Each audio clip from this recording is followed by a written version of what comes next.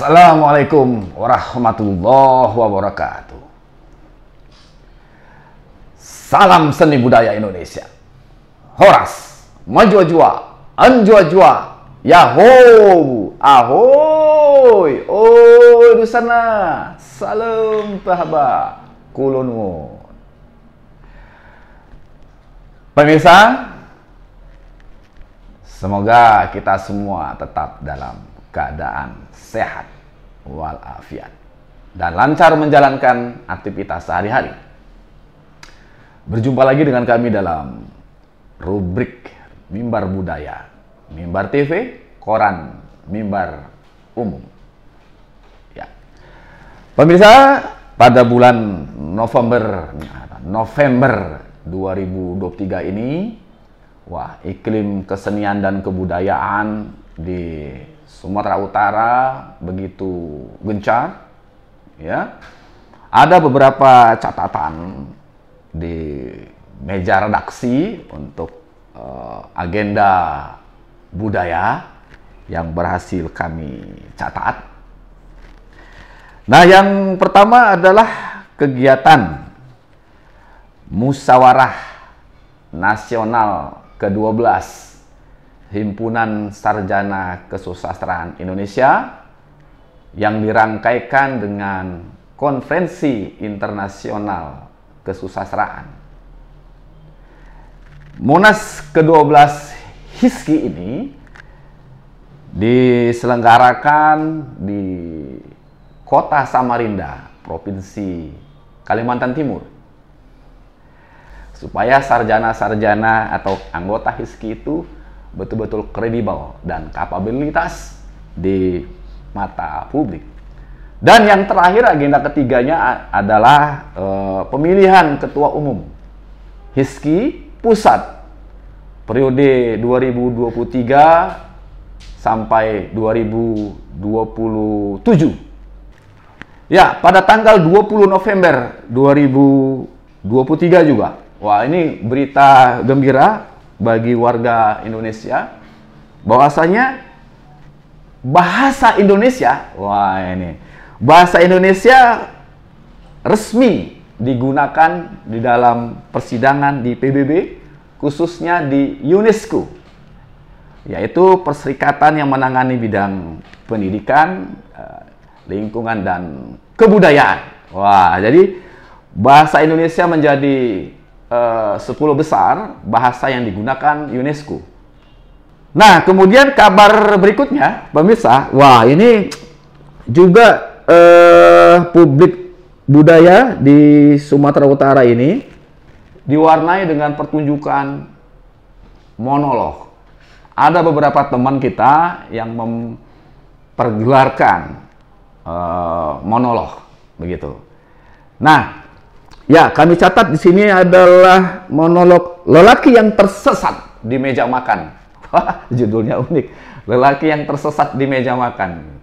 Di meja makan kok tersesat pula? Ini harusnya beruntung, ya kan? Nah, itu unik itu. Apakah meja makan mendapatkan makanan atau mendapat sisa-sisa makanan? Nah, itu dia. Ya, monolog ini ditulis oleh Roy Julian dan dimainkan secara baik oleh aktor Teddy. Ya, hal ini berlangsung pada hari Minggu tanggal 26 November 2023 di Samsara Coffee. Di tempat yang sama, aktor andal, ini aktor kawakan Indonesia nih, dari Sumatera Utara, yang juga sastrawan dan redaktur dan wartawan senior ini, Idris Pasaribu. Wah, ini tidak mau kalah. Ya, dia merepertoarkan monolog yang berjudul Sang Pemimpi. Uma, judulnya Sang Pemimpi, di tempat yang sama. Ya, itu pada Jumat 17 November. Wah, ini pasti menyindir tentang, wah, sekarang ini sedang hiruk pikuknya gitu konstelasi politik di Indonesia, ya. Orang-orang bermimpi untuk menjadi wakil rakyat gitu, ya. Nah, bagaimana bisa mewujudkan mimpi-mimpi itu? Wah, ini biasanya tulang Idris selalu menyindir hal-hal yang seperti itu. Nah, kemudian ada dua monolog yang berlangsung di sebuah universitas, yaitu Universitas Sumatera Utara dan di Aula Fakultas Ilmu Sosial dan Ilmu Politik. Wah, nah dua monolog ini ditaja oleh Daily Art Community. Ya, yang pertama monolog berjudul Di Bukit Calia. Alamak, di Bukit Calia. Wah, nah monolog ini ditulis oleh sastrawan Sumatera Utara, yaitu Dini Usman. Dimainkan secara bagus oleh sohib saya, teman saya yang juga pernah jadi narasumber di Mimbar TV ini, yaitu Aisyah Basar. Wah, ini tepuk tangan untuk sohib saya. Nah, dia mempergelarkan monolog, begitu, dan disutradarai oleh Sukisno Dimas. Wah, Sukisno Dimas ini bukan orang asing lagi di jagat teater di Sumatera Utara. Bermula dari Teater Kartupat, kemudian Teater Merdeka, dan terakhir di Siklus in Arts, di Teater Siklus in Arts Medan, begitu. Nah, kemudian monolog yang kedua di Aula Visip USU itu, yaitu monolog Aeng. Wah, ini monolog Aeng ini bolak-balik ini dipentaskan oleh aktor-aktor andal di Indonesia. Nah, monolog Aeng ini merupakan karya masterpiece dari Putu Wijaya. Nah, siapakah yang memainkan ini? Nah, aktornya adalah Eko Satrio. Nah, ini sohib saya, Eko Satrio ini aktor andal juga. Ini juga berasal dari Kartupat dulu ya, Eko Satrio. Wah, monolog Aing ini disutradarai oleh Bang Hadira. Wah, ini merupakan seorang penata artistik ya, sekaligus juga seorang sutradara. Wah, ya kali ini dia menjadi sutradara. Wah, keren ini. Ya, dan di dunia sastra ini ya, ada agenda budaya yang perlu kita catat, yaitu penerbitan buku puisi cinta untuk Palestina. Wah, puisi cinta untuk Palestina. Nah, ini ditaja oleh komunitas Kuflet dari Padang Panjang, Sumatera Barat, bekerja sama dengan majalah Elipsis. Ya, ada begitu banyak, menurut laporan yang kami terima, ada banyak puisi yang masuk ke meja redaksi, namun dikurasi oleh teman kita, Muhammad Subhan dan Bang Sulaiman Junet ya, ada 125 puisi yang lulus, 125 penyair yang meloloskan karyanya, yang diantaranya berasal dari Sumatera Utara. Wah, siapa-siapa saja? Kita lihat ada Porman Wilson. Wah, ini baru saja dia pulang mengikuti hajatan sastra Nusantara. Wah, dan hajatan sastra di Riau. Wow, Porman Wilson. Kemudian ada Ramli Marpaung. Nah, ini dari Asahan, dari Kisaran. Ini sastrawan senior juga, penyair senior yang ternyata masih getol juga menulis karya sastra. Dan berikutnya ada Esrat Mansuras. Nah, pernah juga kita undang menjadi narasumber di Mimbar Budaya kita ini. Kemudian Syamir Marilafau. Wah, ini juga pernah kita undang di sini, penyair dari Universitas Sumatera Utara. Kemudian satu lagi, selip mana? Rupanya Suyadisan ya, saya sendiri gitu ya. Semoga buku ini yang akan diluncurkan pada tanggal 27 Desember oleh Wali Kota Padang Panjang nanti bisa berlangsung sukses. Ya, beberapa inilah catatan agenda budaya kita selama sebulan ini. Ya. Nah, berikutnya meja redaksi atau studio Mimbar Budaya akan kedatangan seorang tamu penting. Wah, ini beliau baru saja pulang dari Oman. Baru saja pulang dari Oman. Kita mau tahu nih, oleh-olehnya apa? Nah, beliau ini seorang sastrawan, seorang kritikus sastra, seorang penyair, seorang akademisi, dan belakangan malah menulis prosa. Ini kita penasaran, gitu ya. Kita tunggu kehadirannya. Ya.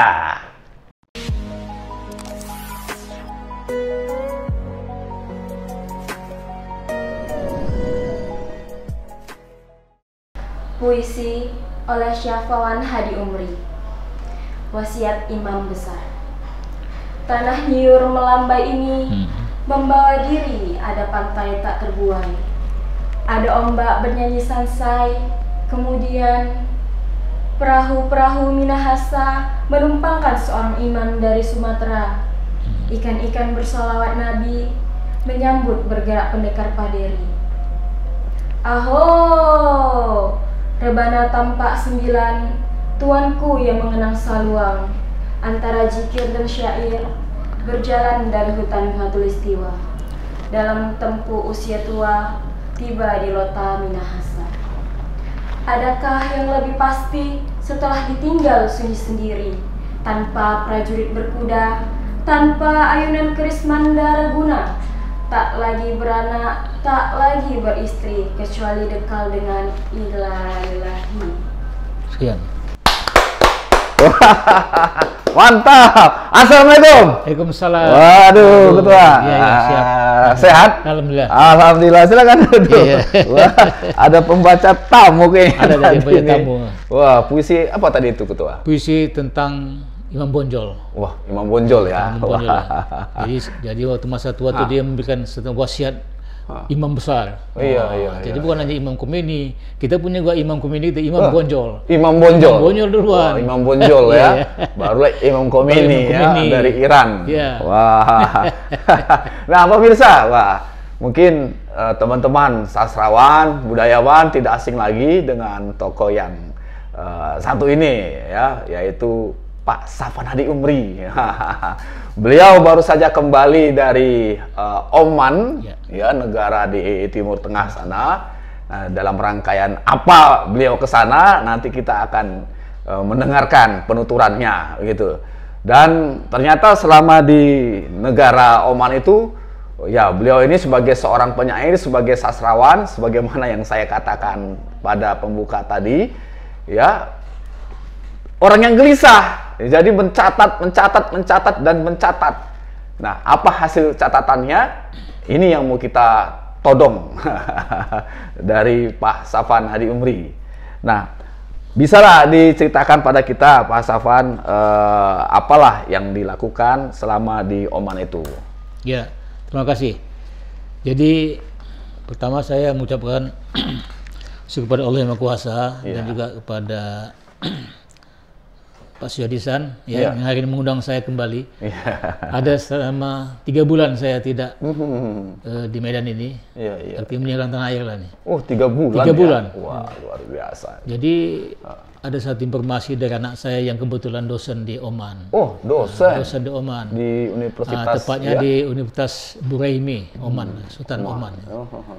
Jadi langkah itu kadang-kadang dikasih Allah dengan segala macam versi. Anaknya yang SD kelas 6 tamat di Ulil Ilmi ini di Medan, lalu menyambung ke SMP di Oman. Oh, menyambung sana. Lalu saya sebagai atuknya atau kakeknya ya mengantar dia lah, mengawal dia sampai ke Oman. Alhamdulillah sudah sekolah SMP kelas 1 di Oman, perguruan Umar bin Khattab. Bersama dan UKI di London itu. Wah, luar biasa. Itu dia. Pakai bahasa Arab lah itu. Bahasa Arab. Tapi pengantarnya bahasa Inggris. Bahasa Inggris. Nah, yang kedua, sebagai kata Mas Yadi tadi, karena saya itu seorang yang gelisah, resah. Keresahan kultural itu tetap saya sandang kemana-mana. Nah, itu. Lalu biasanya begitu tuh kalau sastrawan itu nggak bisa sendiri tuh, sendiri pasti oret-oret. Makanya itu informasi itu sebelum saya berangkat, saya ingat pepatah orang Perbongan. Pendekar Perbongan itu mengatakan, belum kena sudah membuang dia. Belum kena. Sudah membuang. Bukan pendekar batang kuis. Sudah kena baru menangkis. Jadi saya kena kita nih. Pembekalan semuanya. Saya bawalah buku saya dan naskah yang belum selesai, baik puisi, baik prosa, termasuk cerita pendek, bahkan juga novel ini. Karena saya tahu 3 bulan itu apa yang harus dikerjakan di sana. Ada 3 alasan mengapa saya membawa buku-buku dari Medan ini. Karena di sana saya tidak tahu bahasa Arab, ya kan? Apa kerja saya? Semua buku-buku sana. Jadi yang kedua bahasa Inggris hanya di kampus-kampus, sedangkan saya di rumah saja. Jadi betul lah kata seorang pujangga, kita harus memiliki satu makewa katanya, manusia kelebihan waktu. Oh, Di sana memang makewa saya. makewa. Makewa, manusia kelebihan waktu. Jadi saya menjadi status itu ada status makewa itu. Jadi kalau kita di Medan ini kan repot terus kan, nggak ada waktu. Di sana banyak waktu saya. Kekurangan waktu kok di Medan ya. Makanya itu. Di sana kelebihan. Mulailah saya bongkar koper saya itu yang saya bawa dari Medan ini. Yang pernah saya tulis naskah Imam Bonjol itulah yang saya utamakan dulu. Karena ini ketika saya sebagai pernah ditulis Kepala di Balai Bahasa gitu. tahun 2005 Iya. sempat Anagrun saya suruh untuk mengetiknya, tapi naskah saja. Lalu kemudian diketik lagi oleh salah satu staf kita di Balai Bahasa itu 2005 itu saya masih kepala Balai Bahasa. Entah gimana ada undangan Rapat Kerja Nasional Kepala Bahasa Indonesia di Manado. Di Manado? Di tempat kota pengasingan Imam Bonjol ini. Waduh, luar biasa. Manado ya? Di Manado. Kalau di Penegoro ke Makassar, Ya. Imam Bonjol ke Manado. Lalu setelah konferensi seminar satu hari itu, yang hari keduanya saya permisilah kepada panitia melalui Pak Yusuf, ketika kepala Balai Bahasa di sana, sudah meninggal dia itu, Profesor Yusuf namanya. Oh ya, Masih kenal Pak Yasri. Ya, sempat ketemu. Ya, saya katakan saya ingin menjumpai, menziarahi Makam juriat mertua saya katakan. Karena istri saya kan orang Bonjol. Ya, orang. Iya kan, orang Bonjol. Lalu dibawa orang tua diantar dengan RBT, ya kan, atau kita katakan ini ojek gitu ya. Tiga saya ke salah satu kampung Lota namanya. Kampung Lota itu kampung yang dari kota Manado itu ada sekitar, tidak jauhnya sebenarnya, hanya sekitar setengah jam saja. Lalu saya menyusuri kampung Lota itu, ada sebuah masjid. Saya kira masjid itu dipakai untuk sholat jemaah. Ternyata tidak. Masjid itu memang salah satu, di dalam itulah dikuburkan si Imam Bonjol itu. Oh, di situ. Dengan kuburan itu. Jadi masjid itu tidak dipakai untuk jemaah, hanya sosial. Itulah dia. Jadi, waduh, Bapak dari mana? Saya dari Sumatera Utara, saya dari Medan, saya bilang itu. Bahkan saya tidak katakan saya membuat naskah. Saya ingin melengkapi ini, tulisan Imam Bonjol saya tertarik. Mari sini Pak, dibawanya saya langsung ke tepi sungai itu. Itu ada sungai menyusur itu, mirip kali dengan sungai di Pasaman itu lah. Dia rumah air mengalir jernih, ada batu-batu. Ada sebuah batu terhampar begini, Mas Yadi. Seperti ini lebarnya, bisa untuk orang sholat di sini.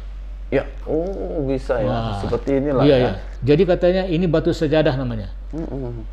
Di sini Pak, banyak orang sholat di sini, termasuk Azwar Anas, mantan gubernur Sumatera Barat, termasuk juga para tokoh-tokoh cendekiawan dari Padang itu katanya sholat di sini untuk mengambil berkatnya katanya. Termasuk juga lah biduan perempuan yang telah meninggal itu, saya lupa nama itu, yang serba bisa itu, bisa melawak, bisa nyanyi. Ya.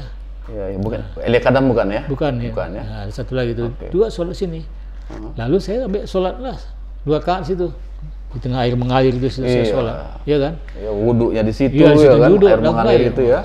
Ada lekukan bekas tangan Tuan Imam Bonjol itu ada. Nah, saya tengok tuh agak lekuk sini ada bekas tangan. Nah, itu bekas tangan Imam Bonjol itu Tuan apa Pak. Nah, kemudian apa kerja Imam Bonjol selama di pengasin itu? Saya katakan dia hanya mengajar, mengaji, lalu bahkan bisa menguati orang sakit. Pernah sekali itu ada gitu ya. Ya, wabah lepra di sana, wabah penyakit menular. Mereka datang ke Imam Bonjol.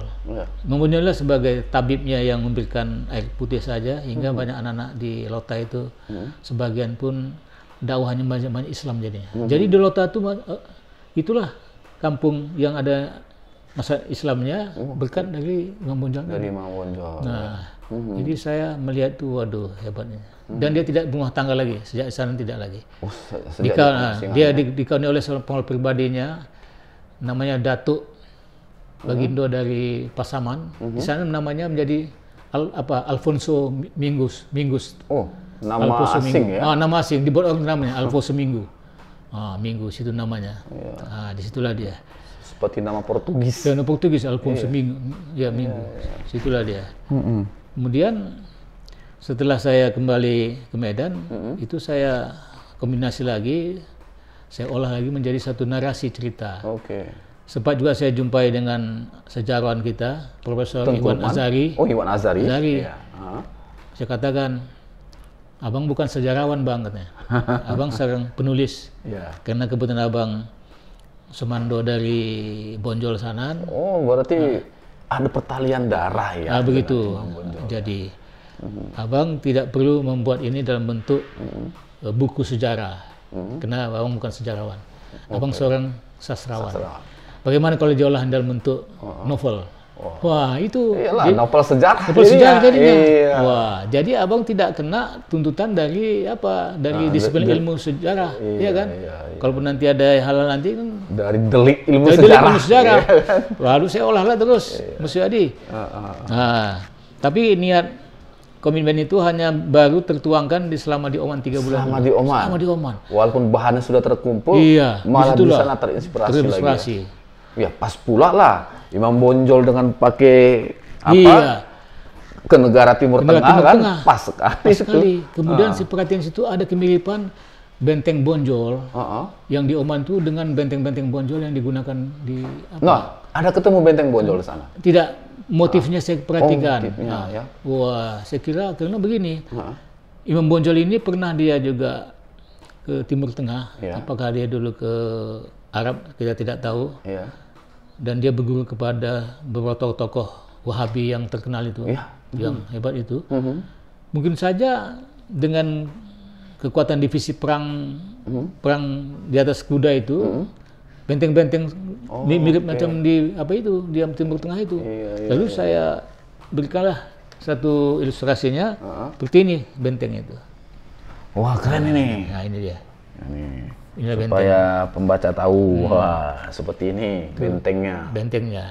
Pemirsa. Nah, lalu dikelilingi oleh bukit-bukit, ya kan? Oh, gini ya? Ya. Ini ilustrasinya. Nah, ilustrasinya saya buat, ya kan? Oh, ini ketua langsung yang buat ilustrasinya. Ada saya gambar di sana, lalu saya modifikasi lagi lah. Supaya jangan kena. Keren ini. Iya. Makanya Mas Yadi, benteng Bonjol itu hampir 15 tahun. Masya Allah. Tidak bisa ditunduk oleh Belanda. Iya. Karena kekuatan tadi itu. Karena dia di atas bukit Tajadi di Pasaman tuh, jadi kalau orang masuk ke atas tuh sudah kena panas atau kena dilempar dengan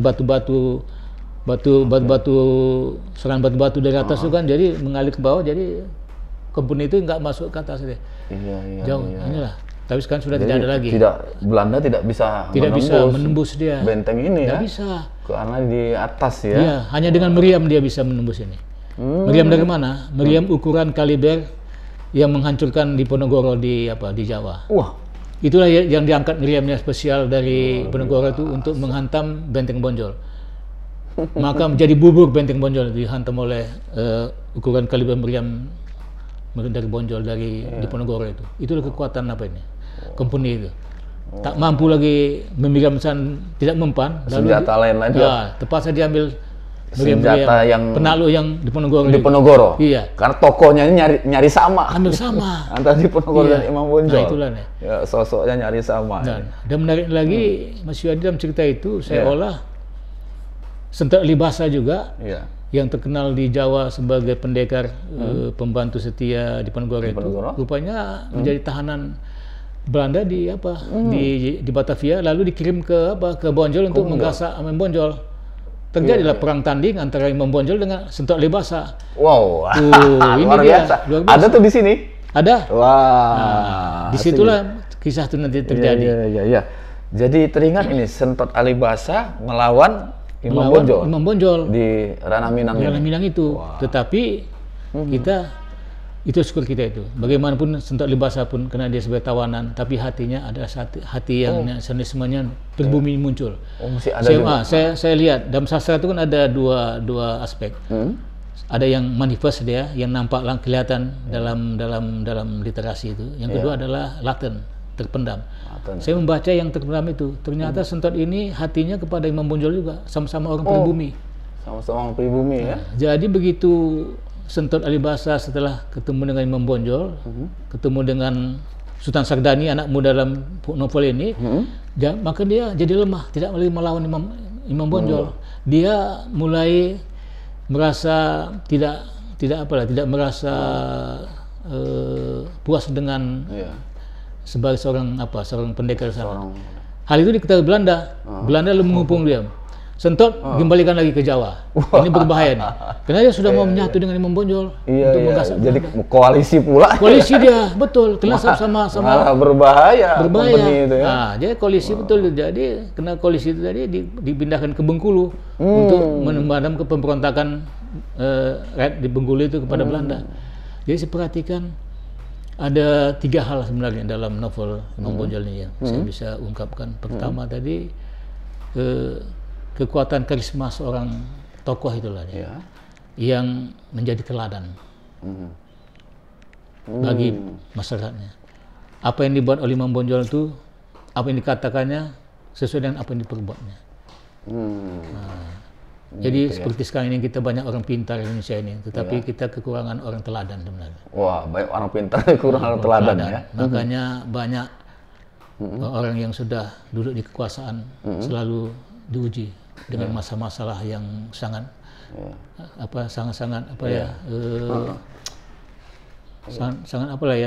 sangat bisa menjatuhkan wibawanya ya. Bisa diteladani atau tidak? Bisa teladani. Selama dia berkuasa. Nah, itu dia. Ya, itu selalu diuji seperti itu. Seperti itu saya perhatikan, ya kan. Dan kebanyakan juga jatuh gitu ya, tidak bisa terteladani ternyata ya. Nah, yang kedua tentang koalisi tadi. Koalisi antara Sentot Lebasa dengan Imam Bonjol yang sudah hampir diketahui Belanda tadi itu dipecah. Dipecah koalisi ini kenapa? Karena satu, jatuhnya Benteng Bonjol ini saya perhatikan karena adu domba. Adu domba ini memang Belanda ya, Belanda ini jatuh. Pecah belah. Sama seperti kejatuhan di Penogoro juga begitu sama ya. Juga, pecah belah. Gitu ya. Dipecahnya lah beberapa kaum adat di sana yang selama ini tradisinya memang kuat juga. Kaum Padri ya. Dengan kaum Padri, kaum muda yang menegakkan al-ma'ruf nahi munkar. Benar-benar menggasak segala macam perjudian, minum-minum keras segala macam itu pantang bagi kaum Padri ini. Belanda melihat celah ini. Lalu dia mengadakan suatu adu domba. Hingga akhirnya kena kepentingan ekonomi.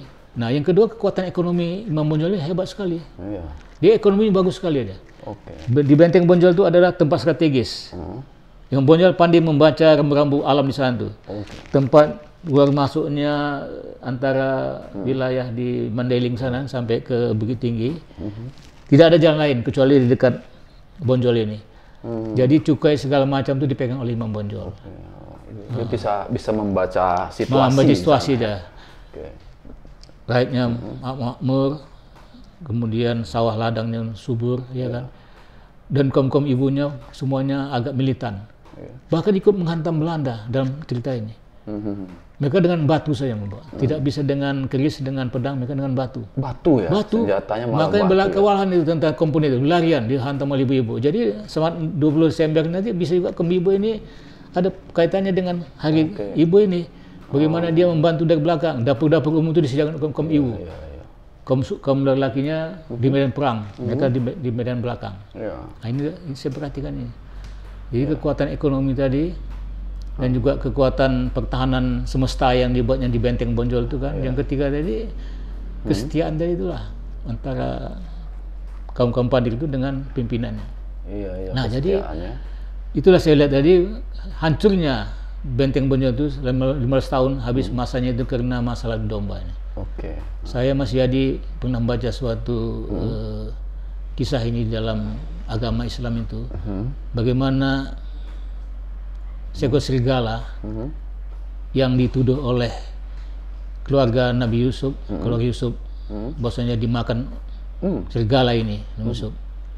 Begitu Nabi Yusuf berjumpa dengan Nabi Yakub, serigala itu datang mengunjungi orang itu, mengucap selamat atas pertemuan ayah dengan anak. Hai serigala, kata Nabi Yakub, mengapa kau dari itu tidak mengatakan bukan kau yang membunuh anakku? Saya tidak mau diadu domba, katanya. Saya takut kena adu domba, makanya saya diam saja. Nah, di situ menunjukkan bahwasanya adu domba itu adalah hal yang paling paling celaka, ya kan, bisa menghancurkan seni-seni kehidupan berbangsa ini. Betul. Adu domba. Nah, kedua, ketika Nabi Musa mengalami musim kemarau di daerah negerinya, lalu dia berdoa dengan rakyatnya kepada Yang Maha Kuasa. Apa kata Allah Yang Maha Kuasa? Di antara masyarakat kalian ini yang sekarang ini musim kemarau ini ada yang tukang adu domba katanya. Adu domba juga kata Allah. Nabi Musa langsung spontan tegak. Yang mana tuh Allah? Tunjukkan sama kami. Tidak mau. Kalau aku tunjukkan berarti aku mengadu domba juga. Wah, itu Allah mengajarkan. Ini alat penjajah selalu begitu ya? Wah, itu adu domba.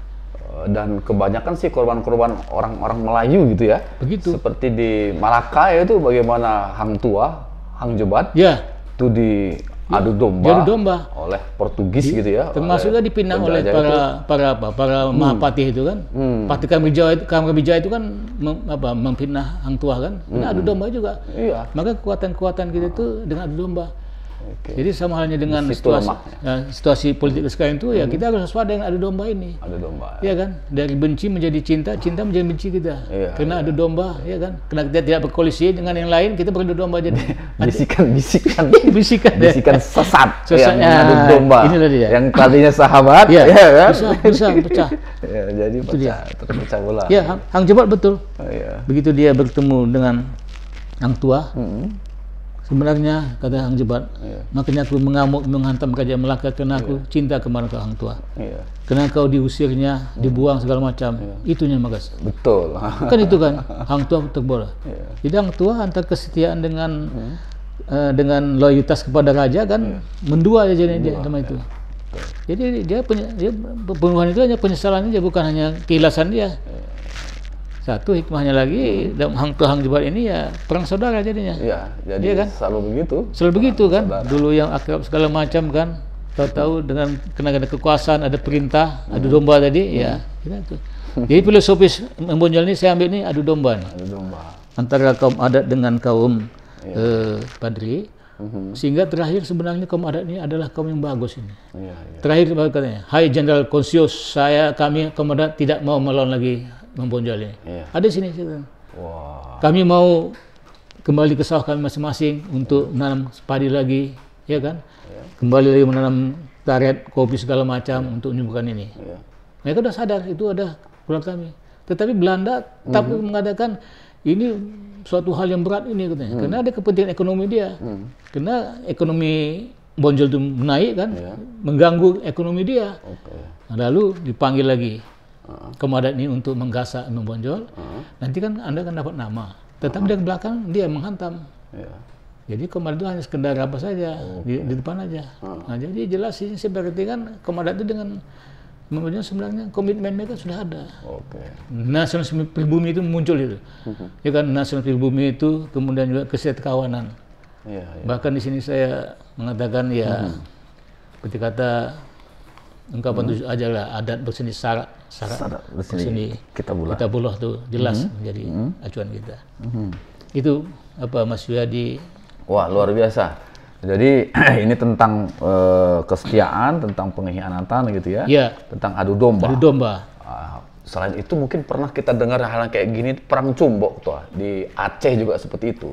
Bagaimana ulu balang raja itu diadu dengan para ulama itu. Betul. Jadi perang yang dahsyat juga itu, kita sama kita diadu domba oleh penjajah juga itu.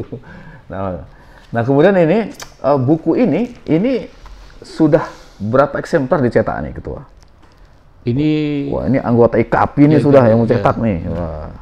Masih terbatas percetakannya dari Jawa nih saya. Jadi dari 3 orang teman yang saya minta untuk menanggapinya testimoni. Pertama lagi testimoni ini Fahrulnas M. Jabar ini Pak. Fahrulnas M. Jabar. Wah. Fahrulnas, ya kan? Datuk kita nih. Datuk kita Museum Ruminang dari Riau ya. Ruminang juga kita ambil kan, memperkuat ini bukan dari orang Melayu, ya kan? Wah, terus ada kolumnis nih, Akmal Nasri. Ya, sering di Masih Tempo itu, bekas Tempo itu. Itu jago juga jurnalis juga itu. Jurnalis ini ya. Wah, karena saya terus terang aja ya sebagai ketua satu pena juga akan membawanya ke Jakarta nanti, mana tahu. Benar. Kita bertarung di Jakarta. Wah, ini ada nggak satu pena di sini nih? Itu nggak ada. Jadi harus di launching ya. Sudah di launching Ketua? Insya Allah tanggal 5 Desember kita launching di USU. Di USU ya? Fakultas Ilmu Budaya. Saya ngundang Mas Yadi lah hadir situ. Wah, insya Allah kita hadir Jam gitu ya. 9 sampai jam 11. Oke. Nah, di Fakultas Ilmu Budaya USU. Itu akan dibedah oleh siapa? Dua pembedahnya, pertama Profesor Dr. Iwan Azhari. Oh, sejarawan kita itu. Unimed. Ya, karena ini novel sejarah, jadi yang membedah sejarawan. Sejarawan. Wah, ya. Kedua, Dr. Andes Edi Sumarno. Edi Sumarno. MHum. Dosen sejarah USU. Dosen sejarah USU. Oke. Dan yang ketiga, Dr. Dahlena Marbun. Oke, sejarawan juga ya. Sejarawan peneliti dari USU. USU. Universitas Negeri Medan, Universitas Sumatera Utara, Universitas Islam Sumatera Utara. Wah. Iya. 3 sejarawan. Iya. Dari 3 universitas. Dari 3 universitas itu. Wah, luar biasa ini. Luar biasa itu. Ya.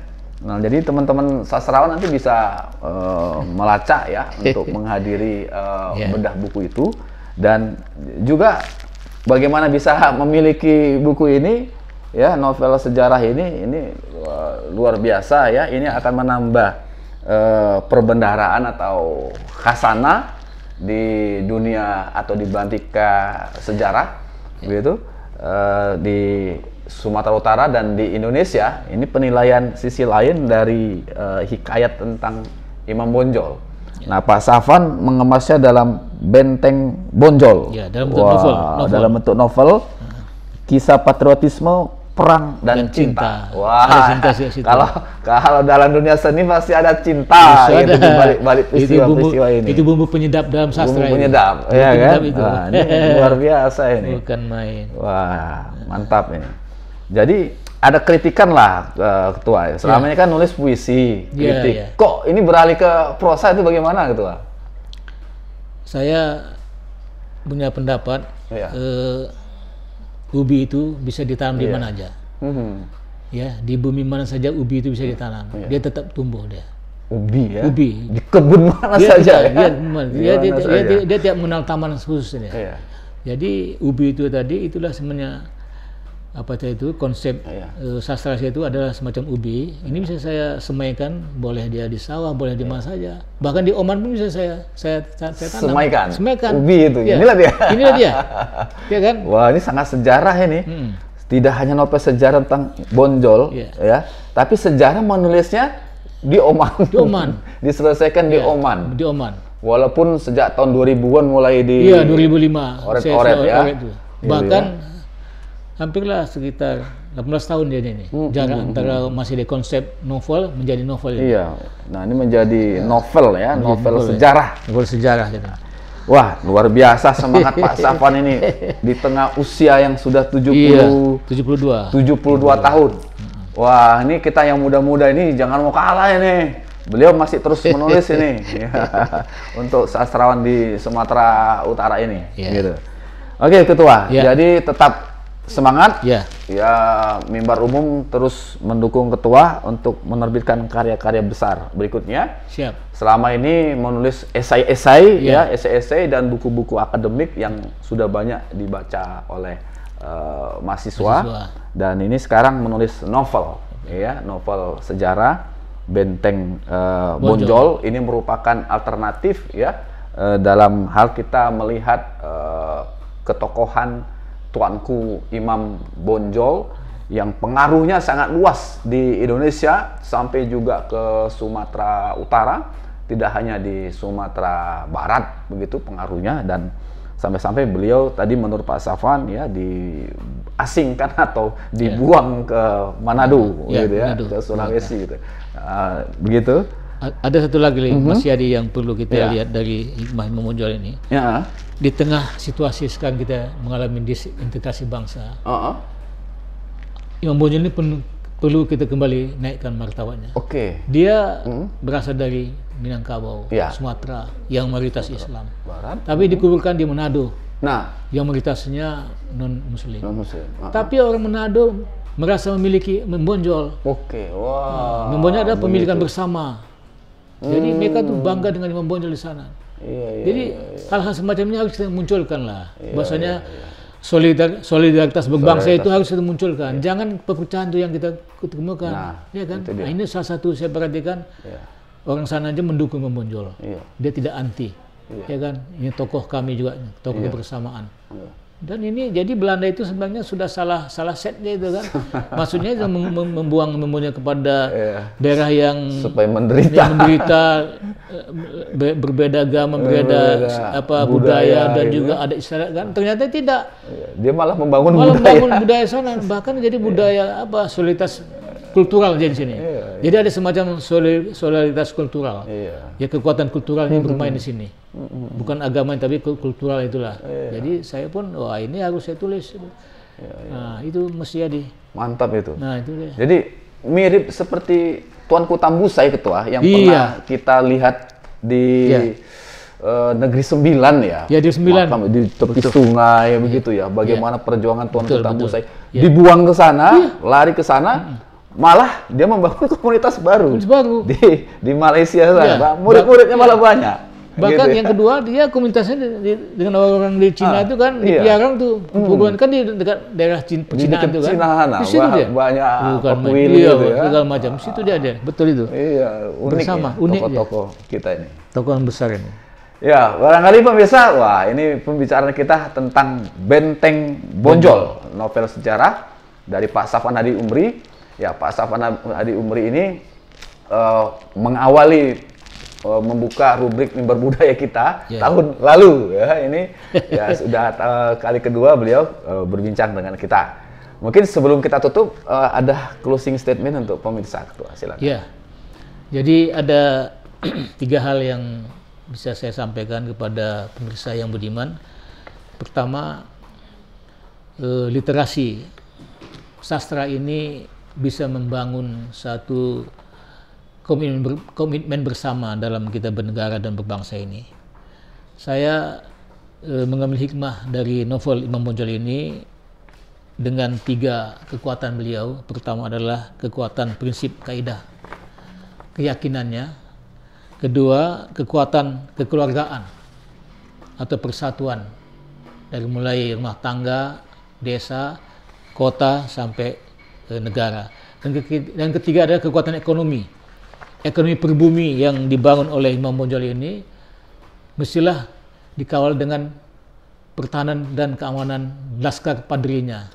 Jadi ini juga mirip dengan kita sekarang dalam konteks bernegara ini. Kekuatan ekonomi juga harus diberikan dengan kekuatan pertahanan dan keamanan maksudnya. Jadi sebagai penutup dalam berbincang dengan Mas Yadi ini, saya mengutip ada tunjuk ajar Minang yang menyatakan kunci paham itu 2 tampeknya katanya. Pertama kok tasangkui elok nan tinggi. Kedua kok talata elok nan datar. Maksudnya apa ini? Artinya kita mampu membaca tanda-tanda hidup ini. Kita tidak terbuang sebagai orang yang tidak bermartabat, tetapi menjadi orang bermartabat. Dimanapun kita dibuang, kita tetap bermartabat.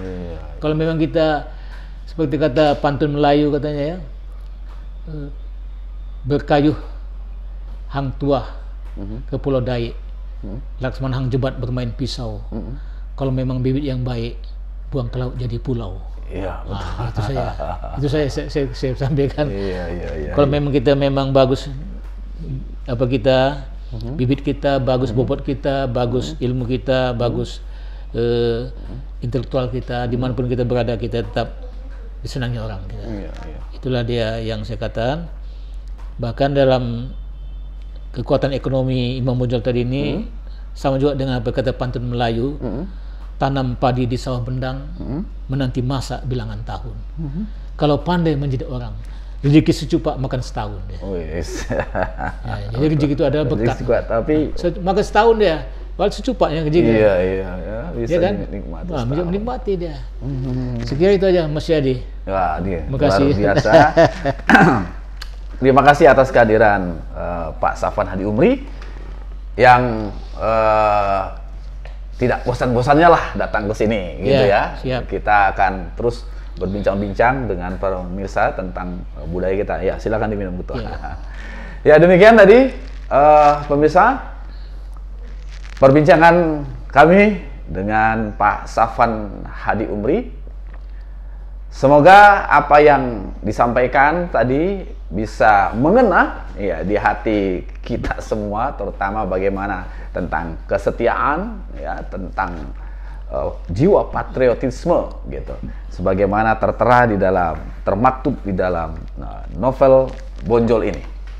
Sampai bertemu pada rubrik Mimbar Budaya edisi berikutnya.